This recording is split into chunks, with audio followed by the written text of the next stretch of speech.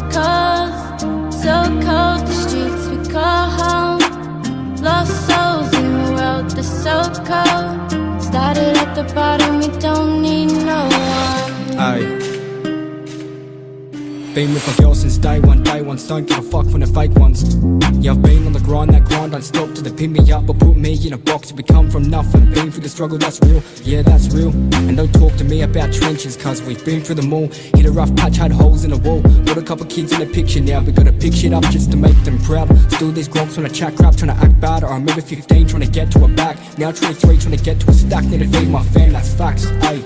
Yeah, we come from nothing, broken homes with nowhere to go. Streets to streets and they. Hey guys, Jake here from Bogans on a Budget, and today I'm going to show you how to install a digital boost gauge.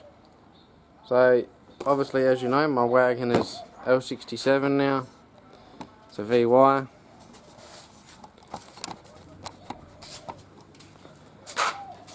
Nice big supercharger for all of them killer wasps and them boosty boys. So I'm going to show you how to install a digital boost gauge. Now obviously if you're starting from scratch, there's been no boost gauge prior or anything like that, it would be a bit different. On an L67 it's a bit hard to see, just give me a sec.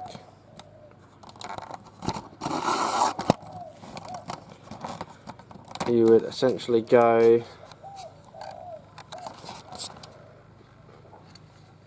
off that little fitting there. Now because I previously had an analog fitting, an analog gauge on it, I've already ran my boost line. So essentially that was on there. So that's your vacuum line that goes to your gauge itself. I've just used blue silicone. You can use whatever colour you want obviously, but my car throughout is a blue theme. And as you know from previous videos of installing my oil pressure gauge, my vacuum line feeds in through a grommet on the firewall there. It's a bit hard to see, but you can just see a bit of blue there. So which then comes through the car and goes to a little T-piece here. So essentially you'd use this empty section here that would come off the T-piece and up to the gauge that you are using. Fairly straightforward, fairly simple. A lot of people with L67s that are installing boost gauges, from what I've heard and seen, there's a lot of people that aren't actually quite sure on where you are supposed to put your vacuum line for the boost, but that is, I think there's a couple of spots you can run it, but this is the best one for it. It's the most accurate. Don't quote me on it. There may be multiple spots. Cameron, I'm not sure. And Cameron gets off his butt. Cameron?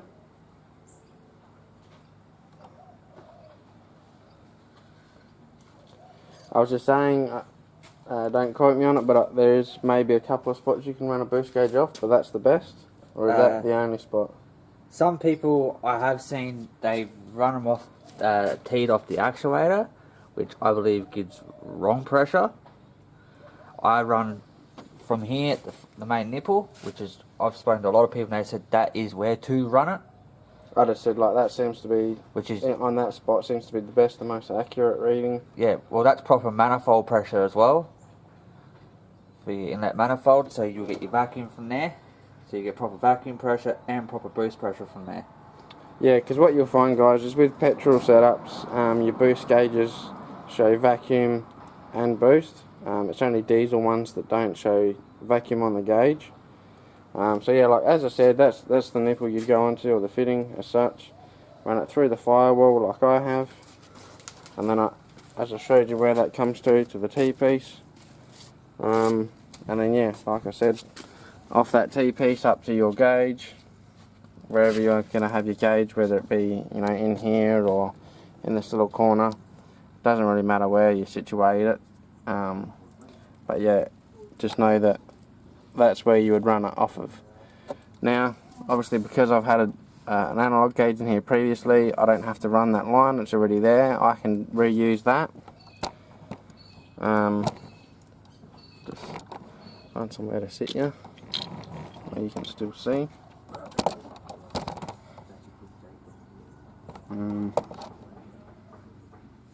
That should be alright.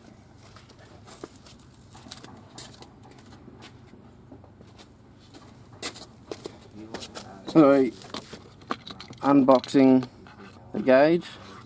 I'll just tilt you down a little bit so I've got a bit more room.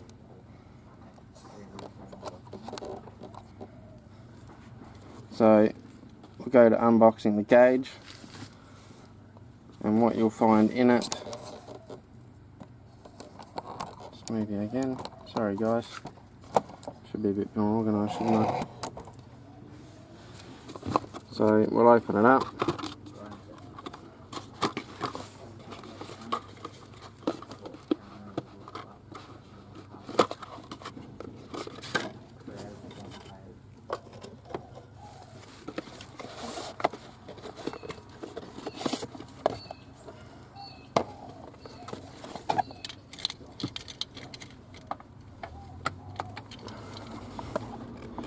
So obviously you'll have your gauge, and then inside you've got your wiring with your button on it. So that changes all your settings, your colours and whatnot, just like the oil pressure gauge had one.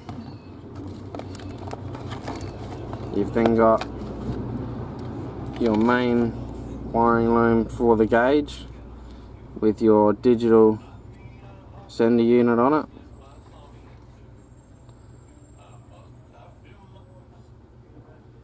That's just plugged into the sender.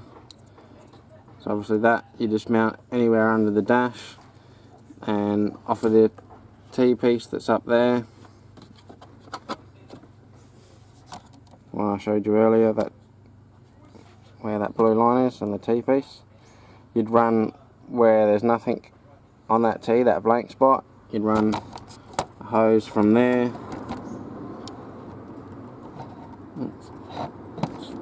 The camera guys, run it from the T-piece to this little part here. Sun's in the way a bit. Onto here. Obviously that's plugged in there, and then the other end of the loom obviously is what goes to your gauge. Now in here you've got a new T-piece, which I won't be using today, but that's what you would use if you're starting from scratch. And you've got some vacuum line there as well, and then that's your piggyback loom and your main loom that would go to the fuse box. Now as I said in the previous videos, when I was installing the oil pressure gauges, go and look at that video. That's me sort of teaching you how to install an oil pressure gauge on a V6 Commodore. That works for NA, Ecotechs and L67s. But as I explained in that installation video, because this series of SAS gauges can piggyback off each other, so you don't actually have to run multiple looms down to the fuse box.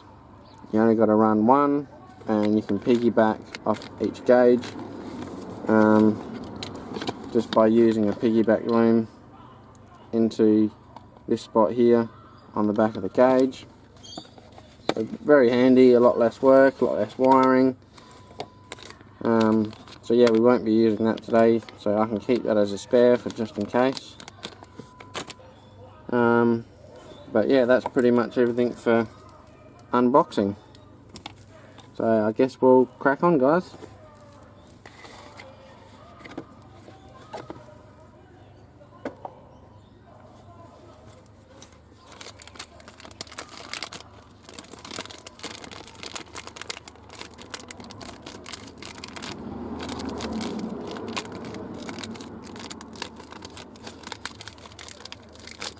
vacuum line don't want to come out, it's stuck to the bag. It's been a bit difficult. There we go. So, T-piece that came with it, we'll stick that aside. And we'll open up the vacuum line. So, as I said, I'm just going to unplug this off of here for now. As I said, you can mount this anywhere in the car. Doesn't really matter, that's up to you. It's got a bracket on there if you wanted to screw it into something, if you please, but I'll work that out later. Like I said, so pretty simple. You just take your... all these keys in the way. Let me just move them. Out of the way. Oops, sorry guys.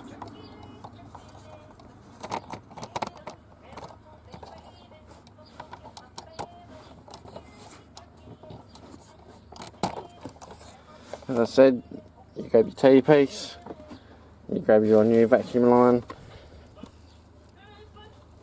stick that on there, fairly simple. Then you grab your digital solenoid, or digital sender, I guess. You put that line on there.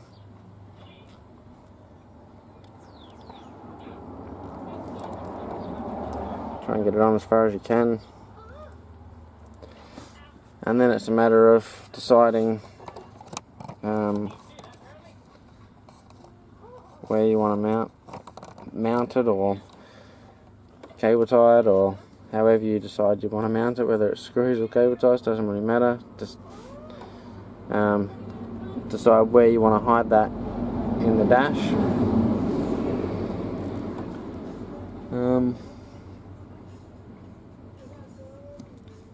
Somewhere where it's going to be up out the way, obviously, preferably, but I might go under here somewhere, so I'll just take my mail, move you out the way for a minute.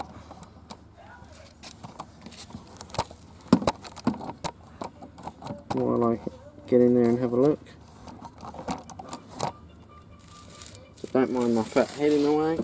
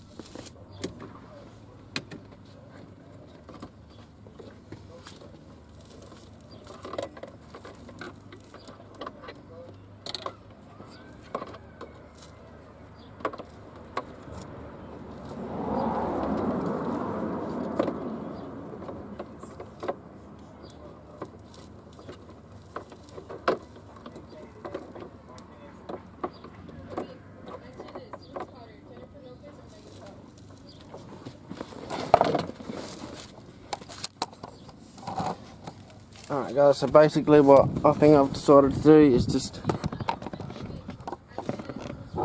take it into a blank spot here next to the cluster. That way there's plenty of line to get down to the T-piece, and that way I almost don't even have to undo that. I can almost just leave that like that, poke that through behind there, plug it in, and then the plug for the gauge is right there. So I'll just run that properly now, and I'll come back in a minute.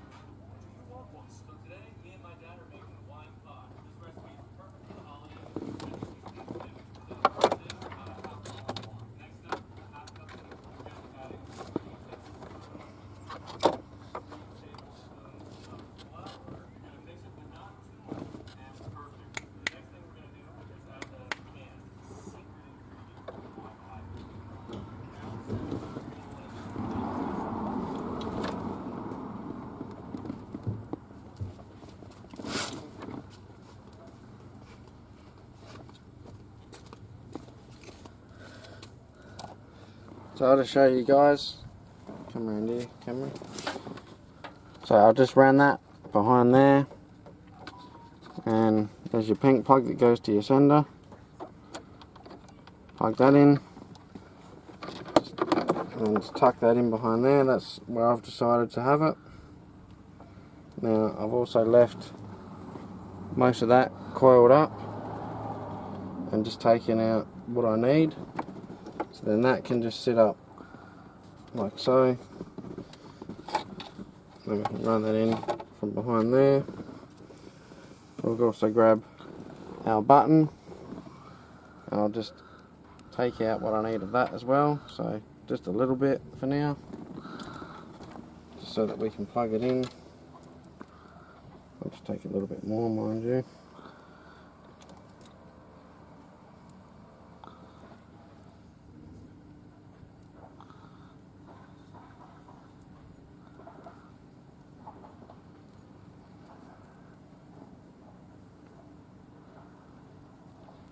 Then I'll coil that back up.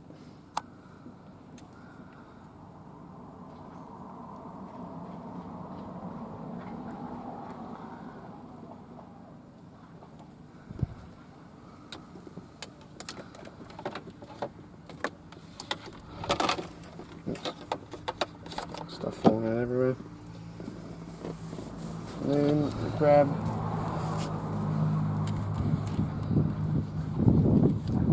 wherever I cut now. And I seem to have misplaced the extension. Where is it? Here. Should be here. Oh yeah, there it is, guys. So then we grab our extension for our piggyback loom. And then we'll just come over here, we'll grab the gauge itself. So that's our button.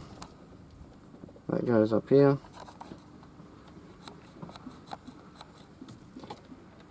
And then our piggyback. I'll go into this one like that.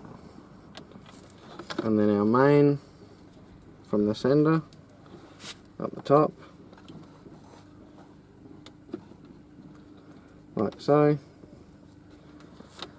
So we'll just slide that back in there for now.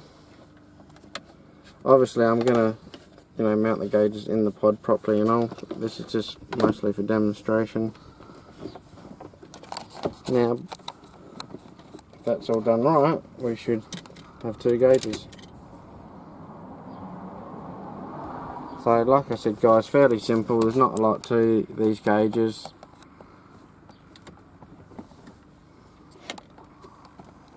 fella.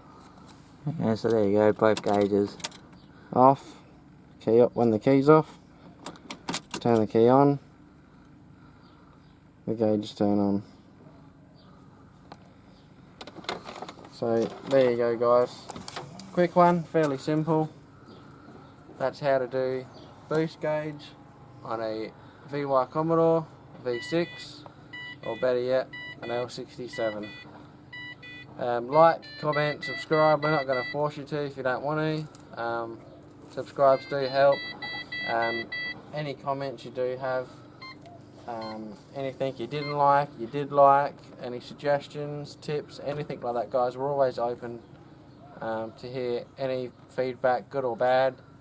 If you like the video, like I said, like, comment, subscribe.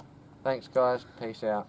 Also, I will note in this, if you want a direct contact and you can't get us through the channel, you can hit me up through TikTok on Mr. HSV772. I will talk to you through there. Or you can hit Jake up on his. Slide GMH. So, we'll leave it at that, and peace out guys. Thanks, see ya.